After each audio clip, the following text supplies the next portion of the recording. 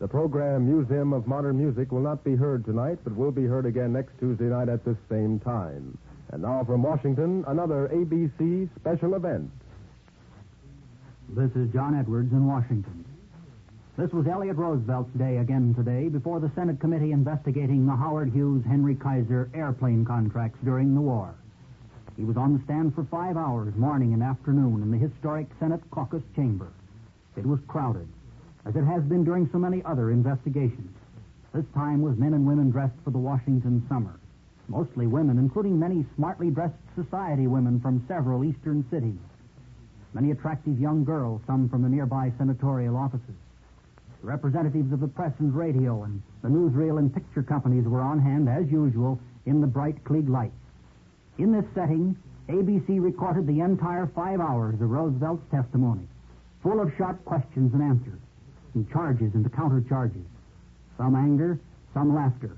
And in the next 30 minutes, you will hear recorded excerpts of the highlights. Not all the highlights by any means, but you'll get a glimpse of what did take place today. And you'll hear the voice of Elliott Roosevelt, which dominated the hearing throughout the day, and Senator Ferguson of Michigan, the chairman of the committee handling the Hughes investigation, who did most of the questioning. You'll also hear from Senator Brewster of Maine, the chairman of the full Senate War Investigating Committee, and Senator Pepper of Florida, who spoke frequently for the Democratic minority, and in one place from Johnny Myers, Howard Hughes' publicity agent. In the first half hour of the testimony, the charge of politics was heard. Elliott Roosevelt's previous charges that the investigation had been directed against him because he was the late President Roosevelt's son, and that the entire hearings were principally a smear against his father. Well, let's begin with this highlight. Here is Senator Ferguson's voice. Well, Colonel Roosevelt, you have stated now that the fact that you were the son of the President of the United States had to be considered in these matters. It certainly did. And therefore you appreciate that your conduct as the son of the President of the United States must be considered. And therefore, what you would do may be not proper, whereas if another officer did it, it would be considered as proper. You appreciate that? Yes, sir. That's a very, very true statement, and that's why, sir, that gives rise in my mind to wonder at the very peculiar treatment which you, Senator Ferguson, are rendering in this particular instance. Because, sir, it is very clear to me that you would select the son of the President for the first and primary blaze of publicity, when I have been informed that this committee has had since July 20th, 1946, in their possession information contained in Senate Document 75 that deals with millions and millions of dollars of gifts to other officers that was gathered by your own General Accounting Office.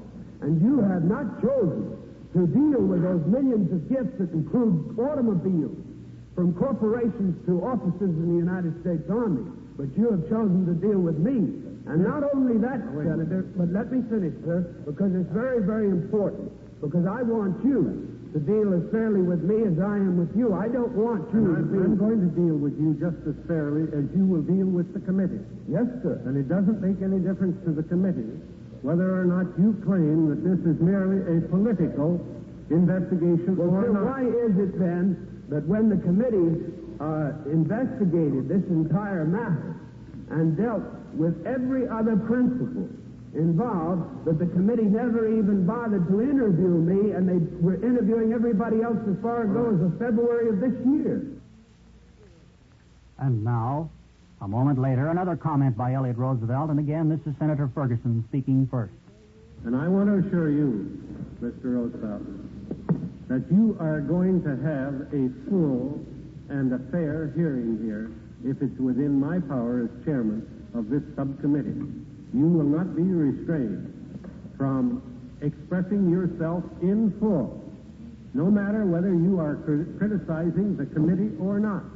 You understand? Yes, sir. You can criticize the committee in a broadcast. You can criticize them right here under oath. Right, sir. That is your privilege as a citizen of the United States, not only because you are the son of a former president of the United States, the commander-in-chief during the war, more, but because you are a citizen at this time, and you as a citizen will have full rights in this hearing or out, and I will always stand back of you to give you that privilege. Whether I agree with it or not, that is a different question. But I will fight for your right to do it. And I'm sure, sir, that you will also appreciate that because of my relationship and the affection that I bore for my father, I will fight to the death to protect his name and his record. And you should. Thank you. Yes, and you should. Mr. Chairman. But we will have no further demonstrations in the room. If we do have them, the chair will clear the room of all spectators. Well, that third voice you heard in there a moment ago saying Mr. Chairman was Senator Brewster. Well, all this talk of politics, it's what opened and closed today's melodrama. It popped up frequently during the day. But now the committee is looking into the matter of expense accounts again. How corporations have entertained as part of their public relations programs. Ferguson had asked Roosevelt, had the Hughes Aircraft Company ever entertained him? Why, of course, he said he had been entertained. Who else had entertained him? Well, Elliott Roosevelt read a list.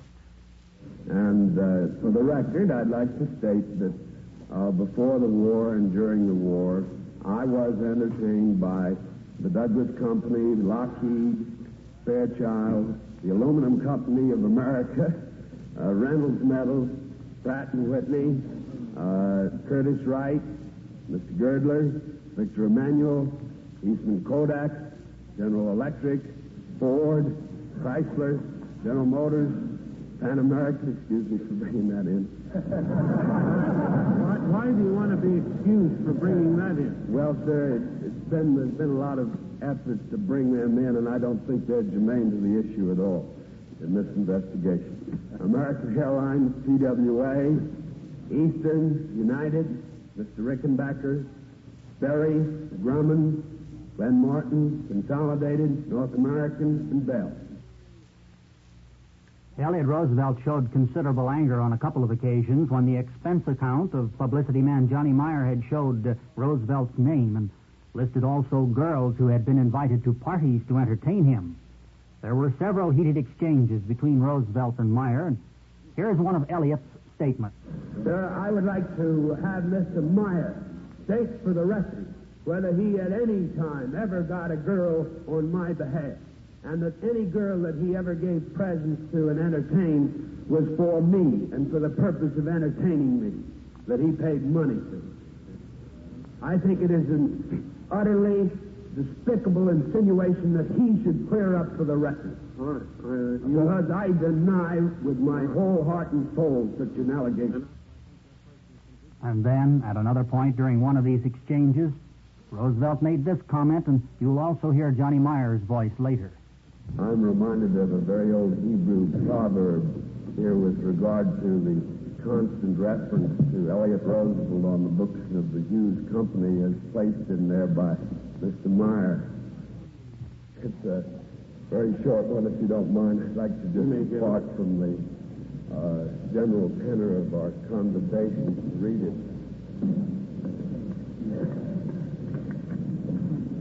He who digs a grave for another almost invariably falls into it himself. I think the Colonel is questioning my veracity without reason.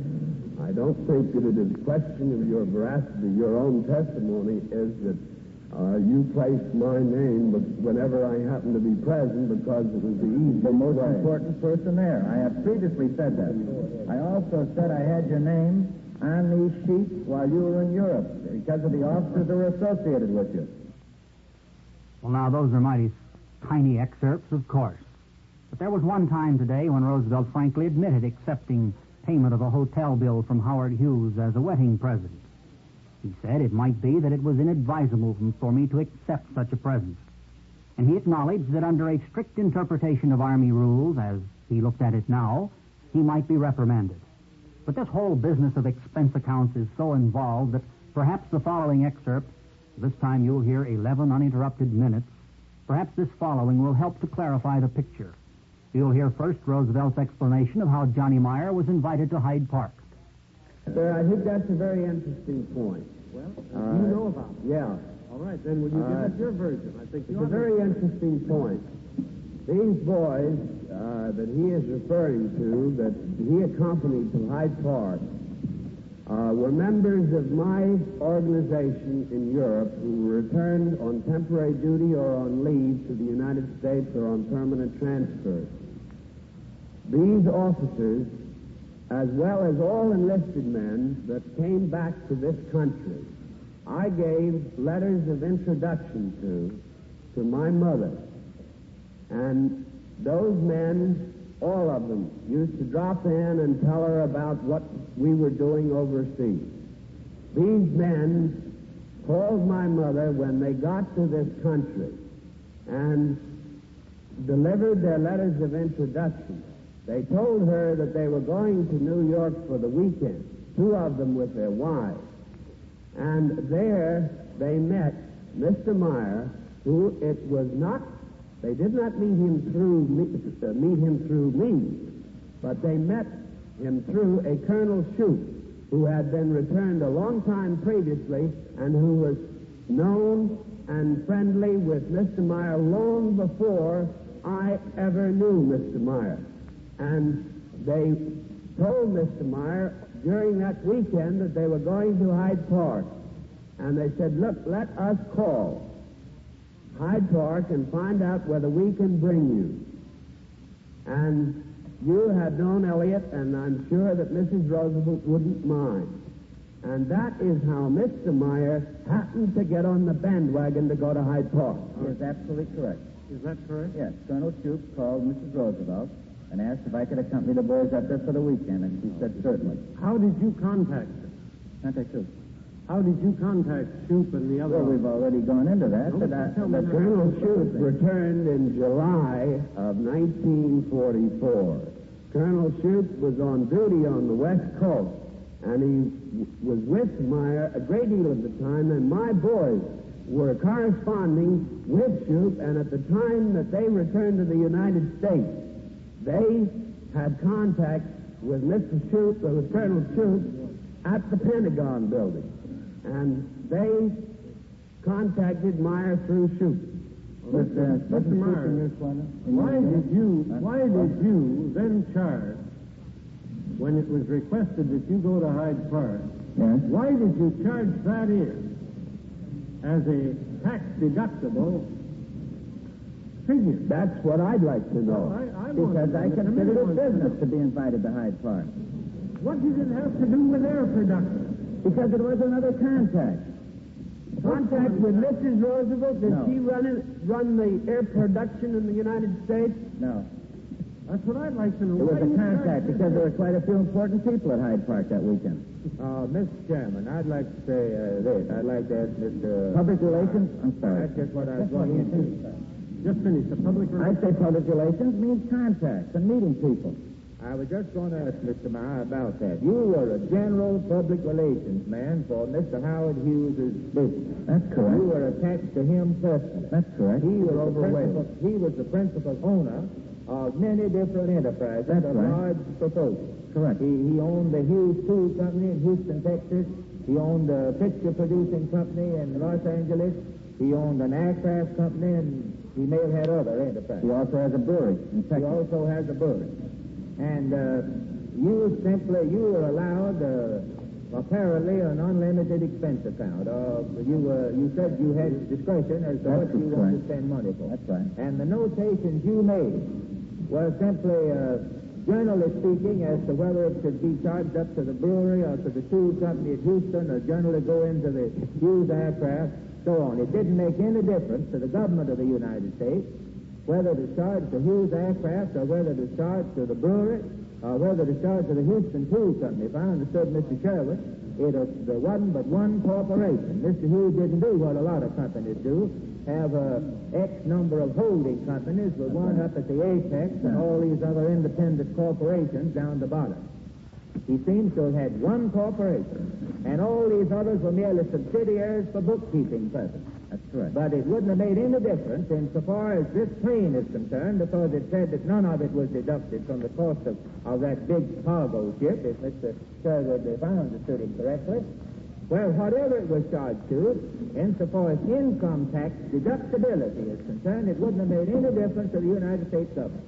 And you simply put down in some of these expense accounts, when you entertain some of these motion picture people, you put it down to the Hughes motion picture enterprise. When you entertain Army officers and people that were in the Air Corps, were associated with the Air Corps, you generally put it down in the aircraft category. Is that roughly what you did?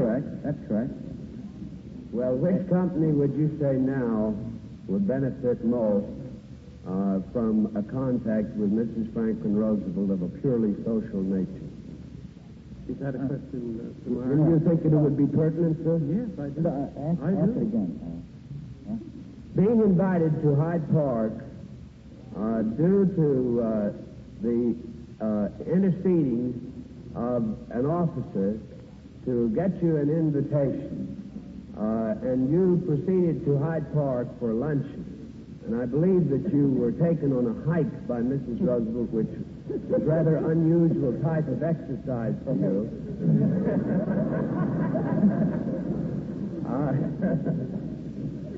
You know that from past experience. Yes, sir, I do. I think that it would be very interesting to this committee to know why the Hughes Aircraft Company would benefit from a contact with Mrs. Franklin Roosevelt. Yes, that's an important question. Well, I can't answer it because under the heading of public relations, I mean, it's a contact and a contact with the First Lady of the land, who couldn't have been more charming or more gracious. Mr. Meyer, that's just what I was going to ask. Is there a general public relations man in the United States for big companies that would not have jumped at an opportunity to get to go to the... Are you kidding? He would have chartered a private plane instead of buying 7 tickets or whatever it was. Are you kidding? And do you think that they would have allowed it to remain on the books as Mr. Hughes or somebody in his company allowed it to go through as an expense item? Don't you think that Mr. Hughes should be admired for telling the truth on these slips and warning him that way? Somebody should have caught that item and struck it off as not a chargeable item. To me. Yes. Sure, and to the government. My idea of these records is this. The only person I have to report to is Mr. Hughes. Yes.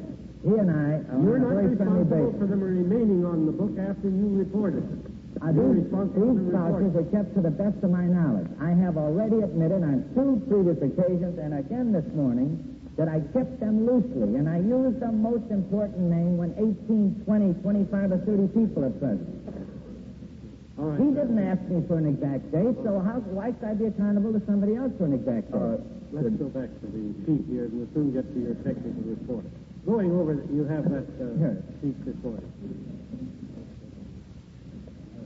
Now you had on the 8th, 20th, he charged $106.50. There isn't any doubt that you were entertained at those 3 clubs. I maintain as I did yesterday, sir, that I did just as much entertainment. He may have charged this to me, but that I spent on the same period of time an equal or greater amount of money than he did. All right. On the next. So that I do not consider that he was entertaining me. It was a reciprocity setup as far as I was concerned.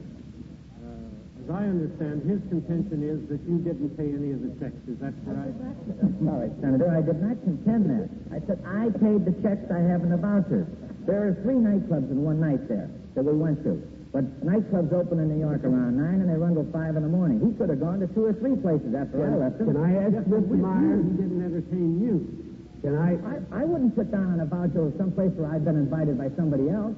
Could I ask you, sir, to put the question to him as to whether he can swear on the stand right now that there were no other checks made out and paid by members of that party in those 3 nightclubs? What's your answer? While you were with them. I can't say. There's a thing in nightclub business and cafe business called, which you senators are undoubtedly unfamiliar with, where you bounce around from one table to another one. While I'm at one table, somebody might have paid a check, and yet I'll get a check for somebody else at another table. Senator Brewster, did you want to... Yes, if we may divert the course for a few moments. General Roosevelt has perhaps properly termed the comedy relief to the more serious aspects of this affair. I want to first express and owe the committee appreciation to Mr. Meyer for his testimony that he thinks this committee is unfamiliar with the procedures in New York nightclubs, which I think is probably correct. Is that a virtue? Well, I don't know. I have some Florida who won't admit that. I doubt if the Senator from Maine has been altogether an abstainer himself. Mrs. Brewster here to supervise me as the Senator from Florida has, so I may be less cautious in my confession. Well, now for a look at the matter of the Hughes photo reconnaissance plane, which Elliott Roosevelt and the other combat officers in his mission had recommended, because they needed planes quickly and because they believed this plane would do the job. There was a difference of opinion within the Army, and Roosevelt criticized the Materiel Command for delaying the recommendations of this combat mission. Well, here's one of the highlights.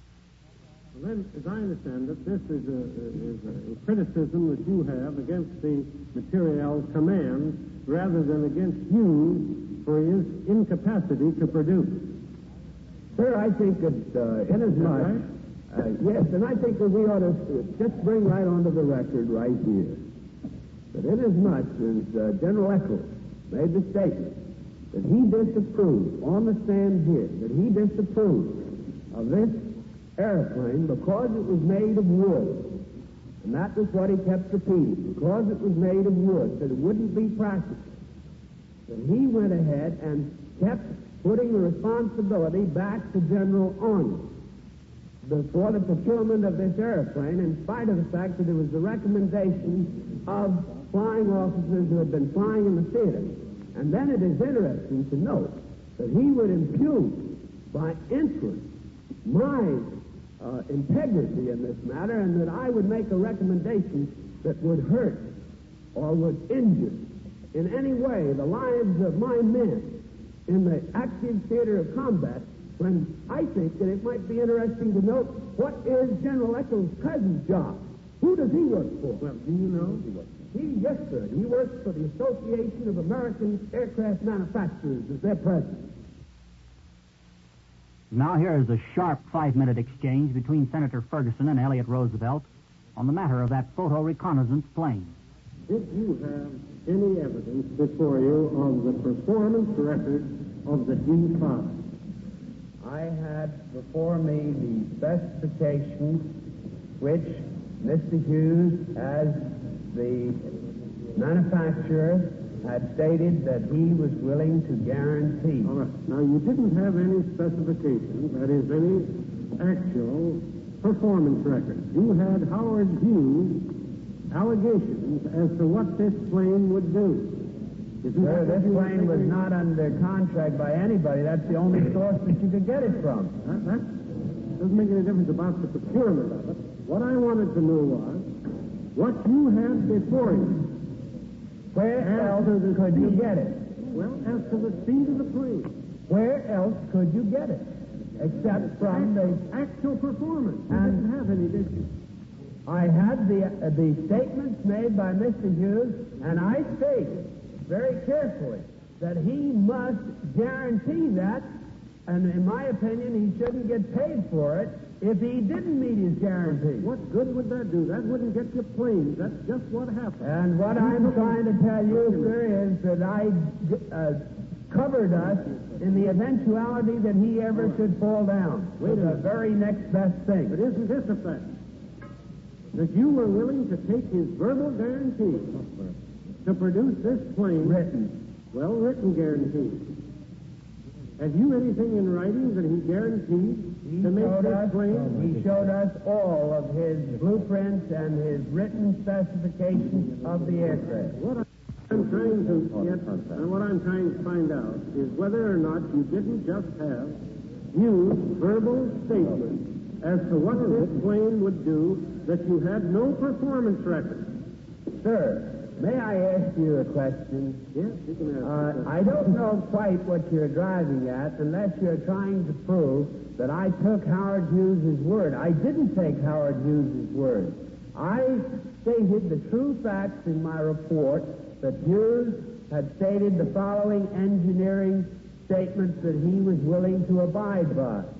I went further than that and stated that certain modifications had to be made in the letting of such a contract. Now, wasn't it just merely paper performance, that he had never taken this plane up and demonstrated that it would do? Did I ever say that he had? And is there any reason? We were told to look at a plane that Lockheed was producing for use on exactly the same basis that had never flown. Let's get back to this plane. But it's true in other aircraft, too. Now, isn't it a fact that there was no performance record at the time that you went to make the inquiry? There is no other performance record other than the allegations and statements made by the manufacturer. Plus, the fact that there is no other way that you could have gotten any information regarding the aircraft, plus the fact that I took the precaution of stating that the government should protect itself on that in such a contract, and they should require guarantees of Well, performance. do you know whether or not the government did try to protect itself on this so-called performance record? I have no knowledge of that because I wasn't the contracting officer. Well, where But in your, they should have. where in your recommendations will we find this statement that they were to protect themselves by a guarantee? Sir, we were required, in addition to all of the written material, we were required to submit this exhibit here. Right. Turn it over and get the number, please, so that the record is set. Exhibit 89. Yes.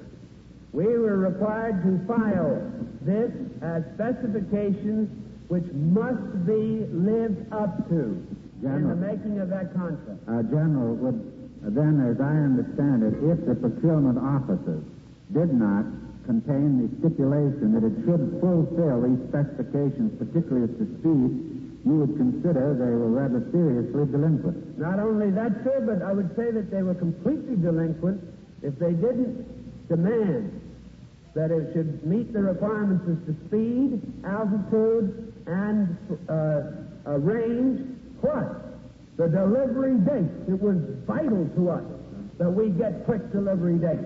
And if they didn't put it in, I'm making an allegation that they were seriously delinquent in their duty. Well, now at the close of today's testimony, the charge of politics again was raised. And that's the way it ended.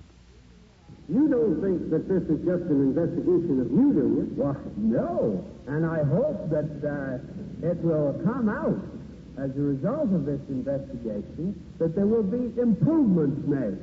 By golly, because I don't think that the procurement division employed the proper tactics in letting contracts. In this case and in thousands of others. But then how do you line that up with your statement that this committee, this investigation, is a political smear? Sir, I am only refreshing your memory as to the newspaper coverage and the headlines that have been devoted out making allegations that not only was I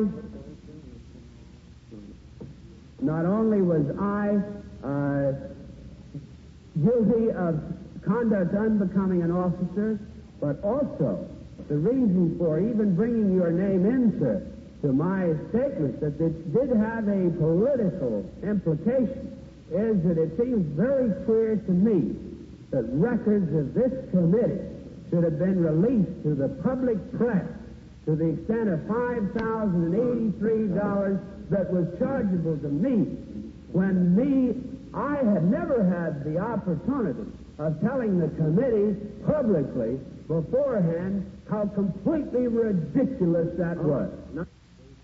ABC has brought you recorded highlights of today's testimony before the Senate War Investigating Committee when Elliott Roosevelt held the spotlight. Tomorrow night you will hear another report of tomorrow's hearing. This is John Edwards reporting from Washington. This is ABC, the American Broadcasting Company.